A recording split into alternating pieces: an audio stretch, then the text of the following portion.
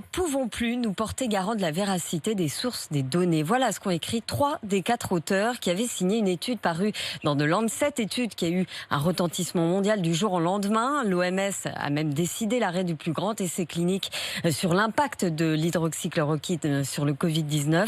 En fait, une start-up américaine est soupçonnée d'avoir fourni des données entièrement falsifiées à plusieurs équipes. Paul Barcelone. Des données médicales récoltées par une entreprise américaine, Surgisphere, qui appartient au 4e auteur de l'étude.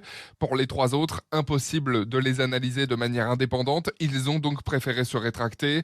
Une décision que salue Yanis Roussel, le porte-parole de l'IHU de Marseille, où exerce le professeur Raoult. Très rapidement, on s'est rendu compte qu'il y avait des problèmes majeurs dans ce papier. D'abord, le fait que les données n'étaient pas traçables. Il n'était pas possible de savoir de quels hôpitaux elles venaient. On ne pouvait même pas savoir de quel pays elles venaient. Et ensuite, on s'est rendu compte qu'il y avait des incohérences.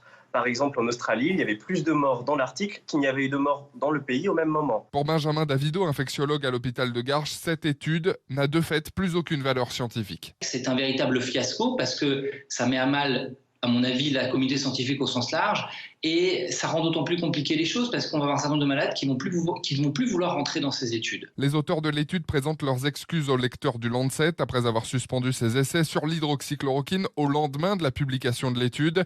L'OMS a annoncé leur reprise mercredi.